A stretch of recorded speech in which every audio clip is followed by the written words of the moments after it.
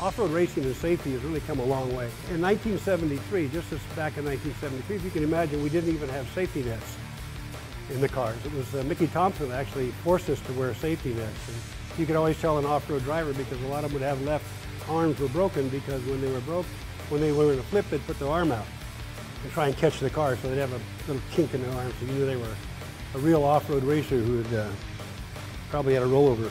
No driver seats.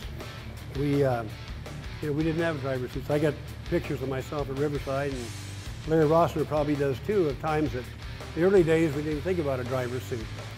I remember when I had my first one, when I drove for Modern Motors, and I felt like Mr. Clean, but I had a driver's suit.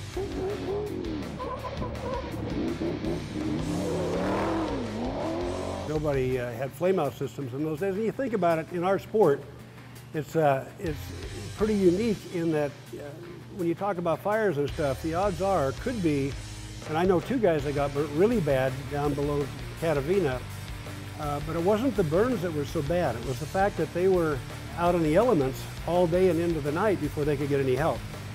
You know, again, back then, we certainly didn't have GPSs and we didn't have radios. I mean, they were out for a long time before they could get any help. In fact, when I started racing back in 1973, the only radio we had was a long string and two tin cans. No, but we had CB radios. And I remember with a CB radio, you spent half of your time was spent, can you hear me? Can you hear me? Can you hear me now?